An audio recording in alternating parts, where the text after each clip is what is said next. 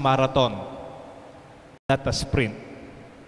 Bali po yung pamiliwan ng marathon, kaya sprint. Yung marathon, marayuya pong pulayan.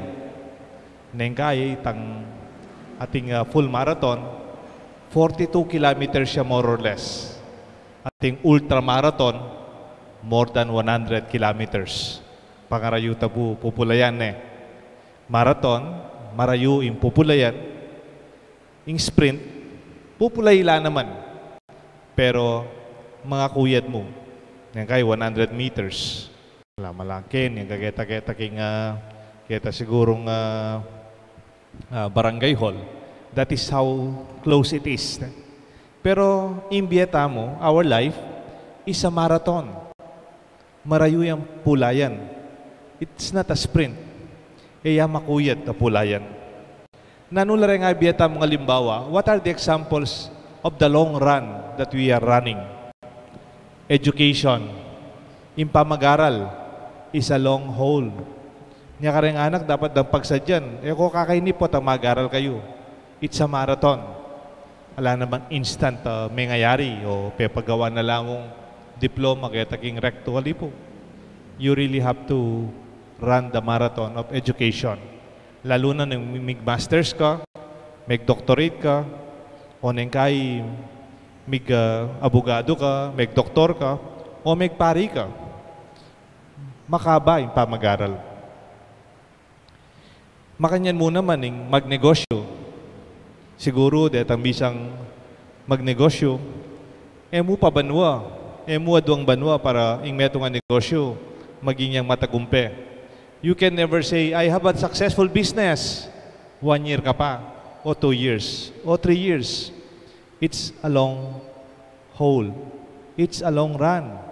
Marathon niya. Nga na pinita libro nitang Simon Sinek. It is like an eternal game.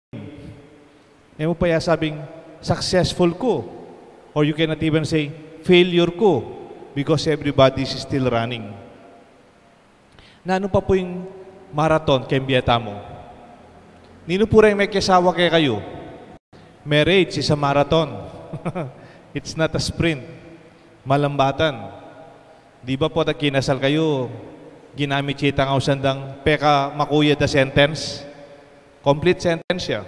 I do. So yeah? I do. Nga. That's a short sentence. Pero sabihan da rin aliwa, it is also the longest sentence. May sentensya kang hanggang mabiya ka. It's a lifetime sentence. Itang hanggang talasawa kayo, ikayo pa mo rin. Makanya niya naman, deng magpare, di kaming magpare. It's a long haul. Muy tanga pulo kayong banwang megaral, deng galwa, mas lagpas pa. Makaba hanggang mabiyata mo. Yung pamagbayo ng tao, in converting metong nga tao, at ikaw pangading tao magbayo gali. At ikaw pangading taong sana he will be converted. Man po instant in conversion.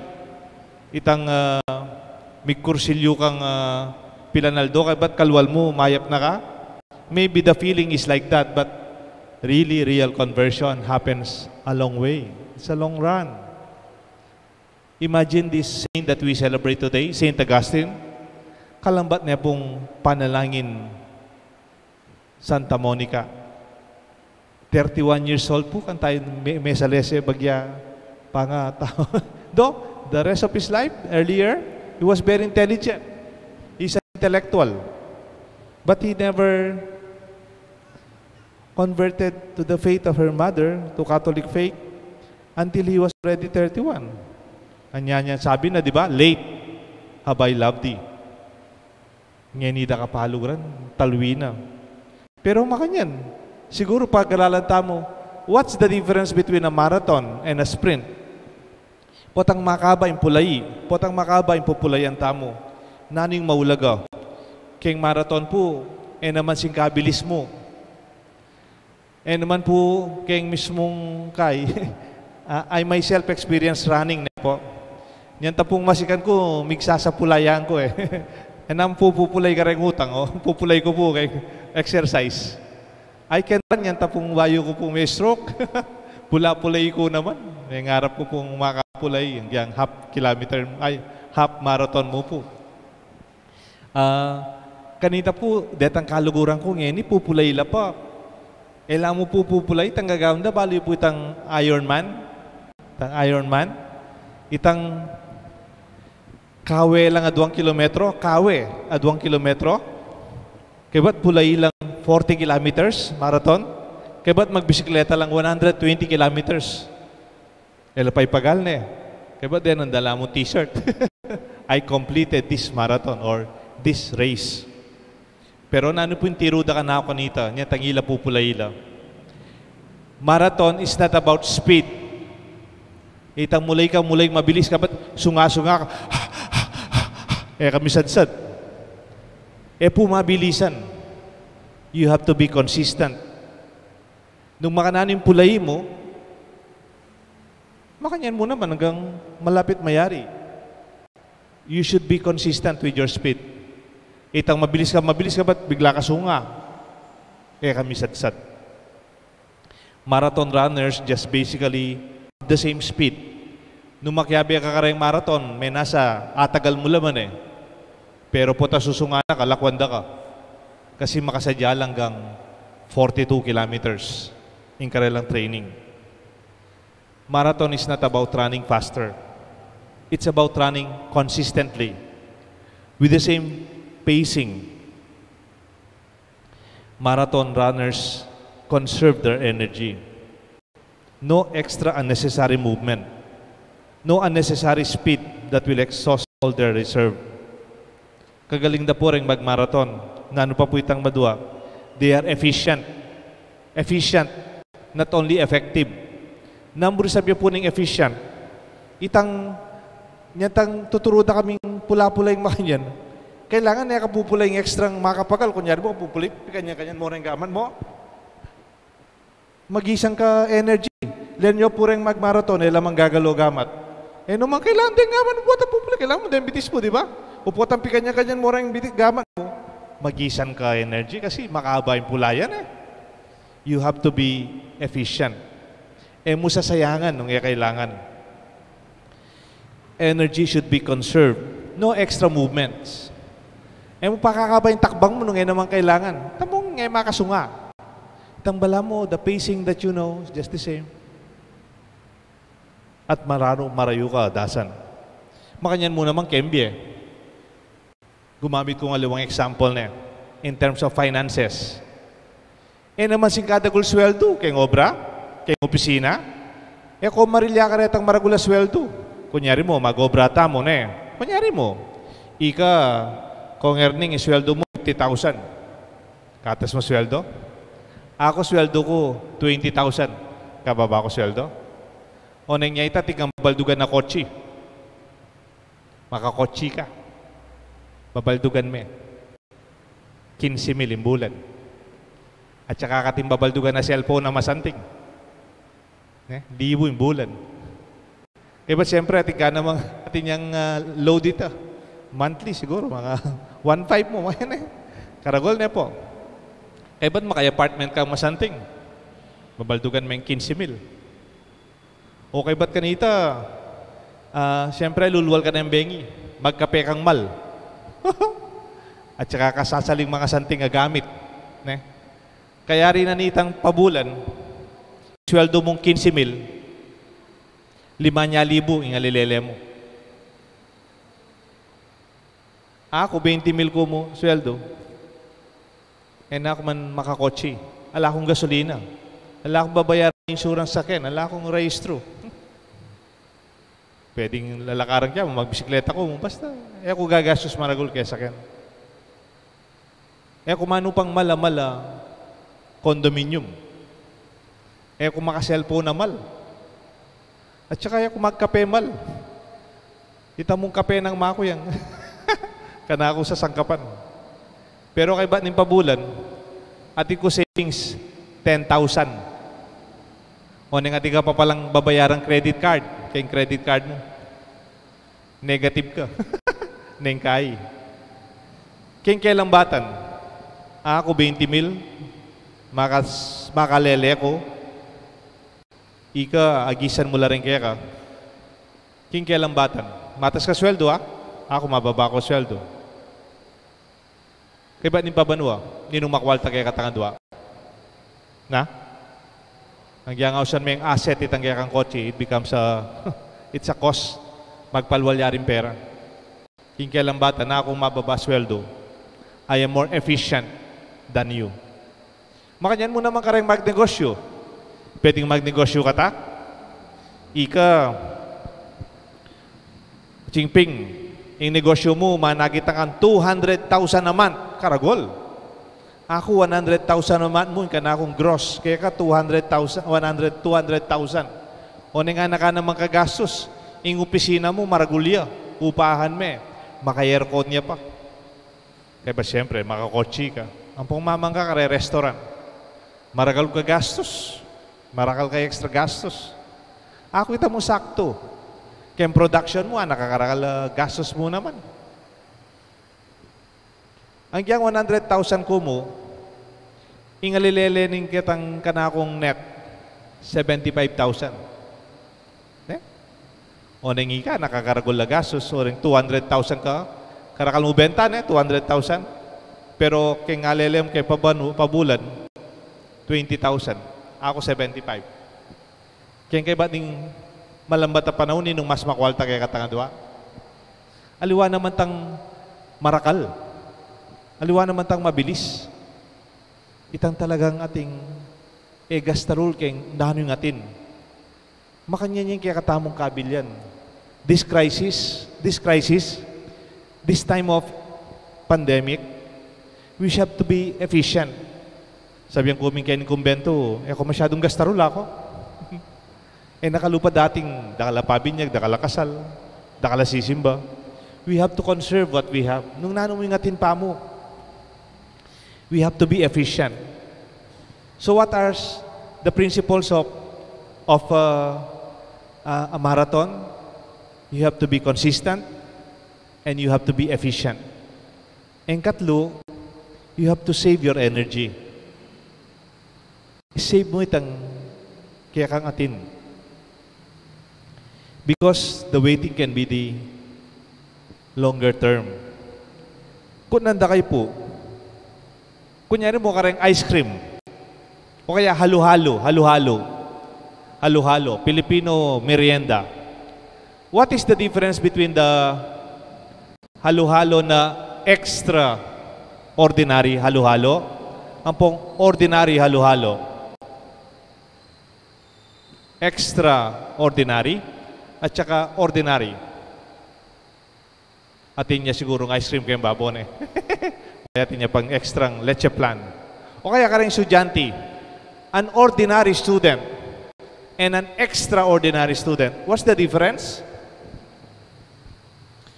Or maybe for a Christian, an ordinary Catholic and an extraordinary Catholic. What's the difference? First, they're just same. They are just the same halo-halo. They are the same student. They are the same Christian, same Catholic. The difference is the extra. Itang extra. Itang mileleng extra. Bala mo lang mang kwenta pero that made the foolish and the wise bridesmaid. Naning pamilya daretang mangmang, ang poretang maisip, dalaga, king kaya katamong ebanghelyo. Itang karelang lineleng extra. Why are they wise? They have the provision. Miglelela. They have the extra oil. They anticipated the long run. They are ready nung sakaling agad datang ang karelang panayan. Ako po, baloy naman po ini, balutangan. Maplapakan ureng panas. The ants, yung mga langgam, they know how to save for the rainy days. They have the culture of saving, and that would make them survive during rainy days sa ilamidwal. Then magkasakit ngayon ni panahon ng pandemya, liwa mo reta nga lang obra. o may sira negosyo. Detang may kapaglele ka rin, masakit na panahon na ini. At karin naman ating alele, ngayong panahon na ini, gamitan tala. This is the time that we really prepared for it. Ating ko po kanitang susubaybayan, metong yung Filipino guru, karas kayong financial independence. Ing lagyo na po, Francisco Colayco. No?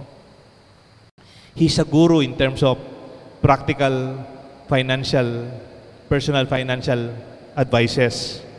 At inyang movement, yung sauna, yung house na, piso-abilities. Ay, probabilities ali, o possibilities. Piso-abilities. Nano yung agyo mong gawan, karing pesos-pesos sa lilele mo. Yung panabili na, you have to have the extra. Nano po yung pamisip na rin Pilipino, takalatao, karas kayong pamag-save. Sorry po, example la rin ini. Medyo financial rin example ko. The Filipino or the ordinary person, potang tinala niyang pera, gastos. Potang ating sobra, o itinga na akong savings, o itinga na akong ilele. Potang ating sobra. Kutang, ating ping sobra? Kutang, makapasobra ka? Tanong, talaga bang may extra after? Ang advice ni Colayco, you save first before you spend. Kunyari mo, may sweldo kang, sabihan ta mga 10,000.